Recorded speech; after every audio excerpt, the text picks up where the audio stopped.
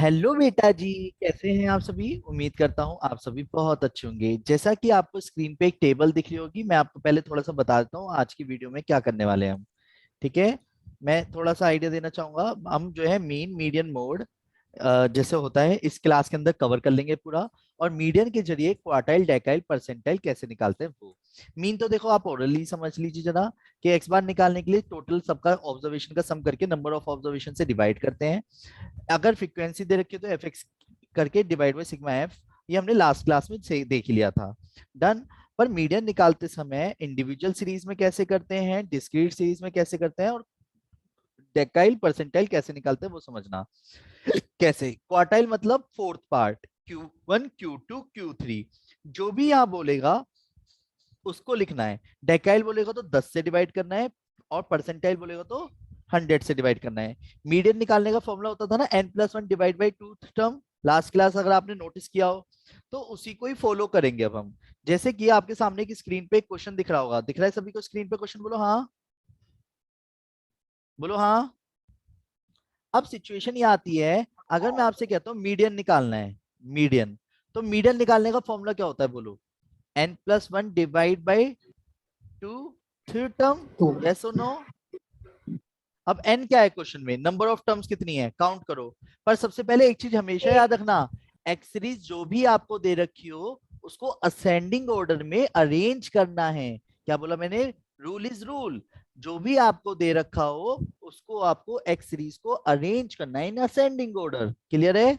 अब बताओ total terms कितनी थी? 8 plus 1 divide by to term, यानी 4.5। Fifth term. अब 4.5 किन दो इंटीजर्स के बीच में आता है, यानी बिना डेसिमल की value? Fourth term plus fifth term. यानी कि फोर्थ टर्म और फिफ्थ टर्म के बीच में आएगा 4.5, यानी फोर्थ टर्म और फिफ्थ टर्म, इन दोनों को जोड़ेंगे, डिवाइड बाय 2 कर देंगे। और टू। फोर्थ टर्म देखो कहां से काउंट करेंगे, 1 2 सिक्स 3, प्लस फाइव, वो हम सिक्स नोटिस प्लस करें। सेवन। यस, 6 और 7 दिख रहा है। इन दोनों को जोड़ेंगे। अब यहाँ पे जो भी 13 नंबर डिवाइड होता, बाय 2। अगर यहाँ पे 16 हो, 18 हो, 20 हो, वो मैटर नहीं कर रहा, जो भी नंबर होगा उसको लिखना है। अच्छा ये पॉइंटों में आए ना आए ये भी मैटर नहीं कर रहा, अब जो भी आंसर आएगा वो वैलिड कहलाएगा। 13/2, तो आंसर क्या हो गया? 6.5 आया। समझ? बोलो हाँ। ये क्लियर है मीडियन? अगर मान लो अब इसने हमसे बोला Q1 निकालना है, Q1, तो Q, Q मतलब Q किस चीज को डिनोट कर रहा है? क्वार्टर को। किसको डिनोट कर रहा है? क्वार्टरली। अब क्वार्टरली निकालने के लिए हमें क्या करना होगा? n भैया प्लस मेरी कल वन। की क्लास मिस हो गई थी तो मुझे समझ नहीं आ रहा कोई बात नहीं, कि अभी मैंने शुरुआत नहीं करी, अब फिर से शुरुआत होगी, ध्यान से समझना। कल तो कुछ कराया ही नहीं था बेटा, ध्यान से समझना। इसलिए आज की क्लास है, कल क्लास ही नहीं हो पाई थी। ठीक है, इधर तो शुरू से ये सारा ये। अब क्वार्टाइल, क्वार्टाइल निकालने के लिए 4 से डिवाइड करेंगे, Q1 है तो 1 से इंटू करेंगे। क्लियर है? तो क्वार्टाइल निकालने के लिए फॉर्मूला क्या होगा? n+1 divide by fourth term. आज सबके लिए नया ही है ये कॉन्सेप्ट बेटा। ठीक है, Q1, तो n क्या है यहाँ पे बताओ? n क्या है?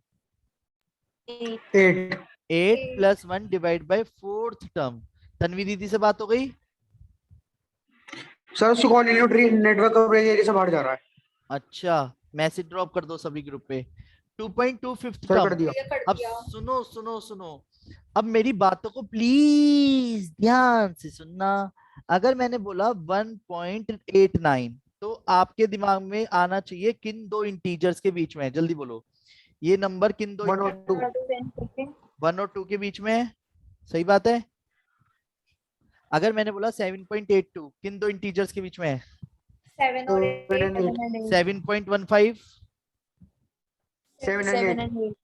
अब सुनो, तो जो भी टर्म होगी, जैसे 2 है तो हम लिखेंगे सेकंड टर्म। पहले तो ऐसे समझो, सेकंड टर्म डेसिमल के बाद जो भी वैल्यू होगी पहले वो लिखना। लिखा?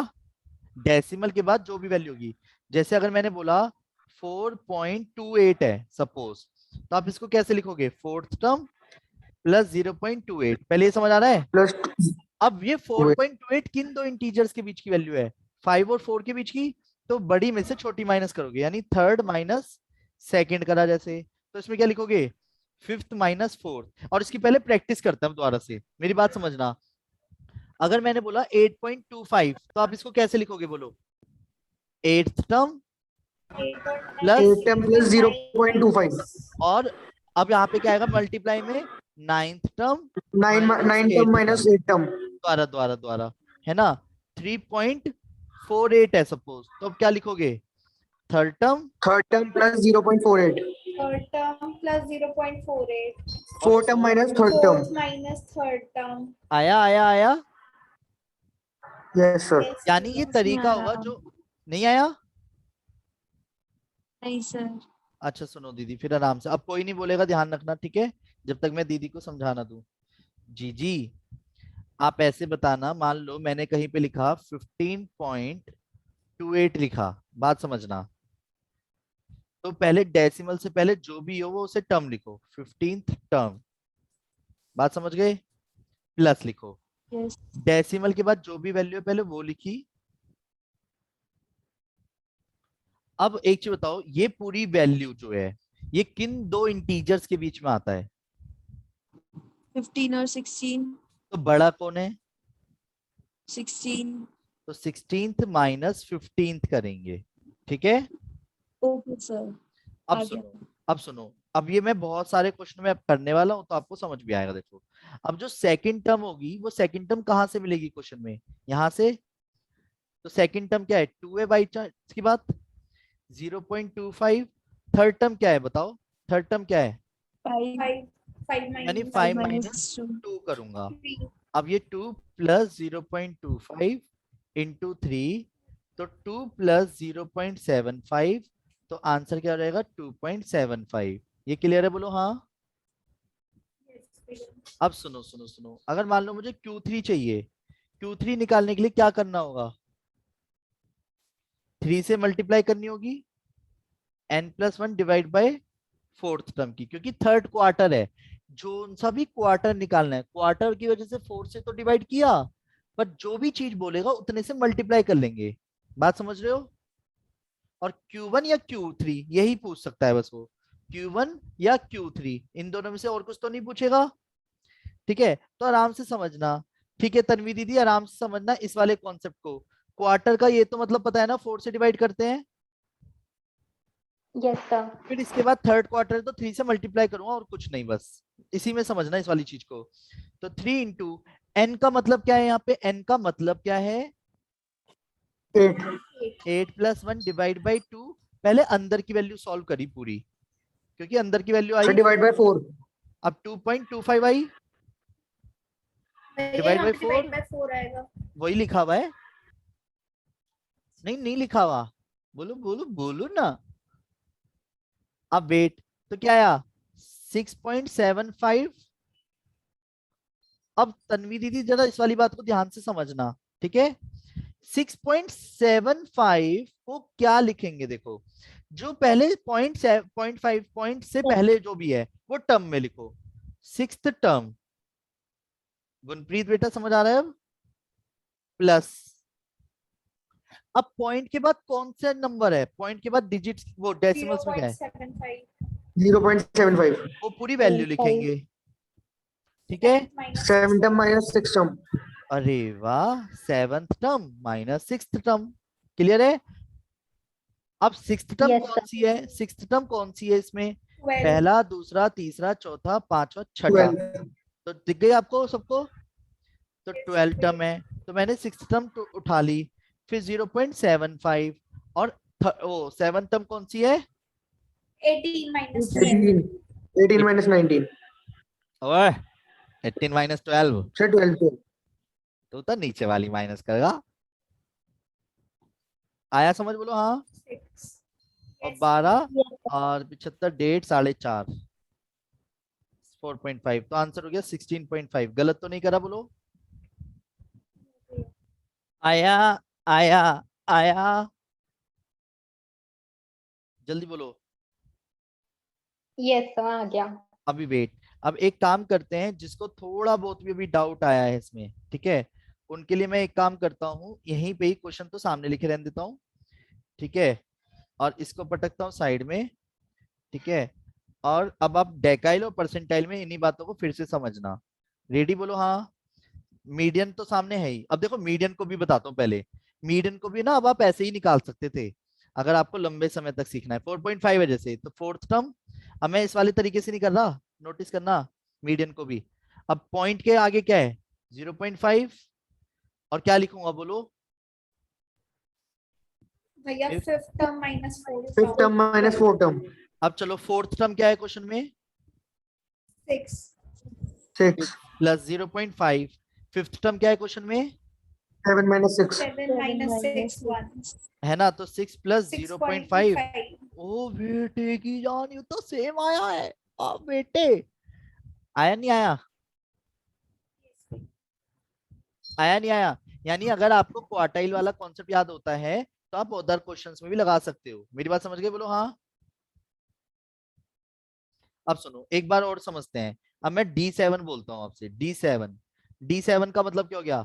7 से मल्टीप्लाई n+1 7 डेकाइल। n+1/10 डेकाइल है, डेकाइल।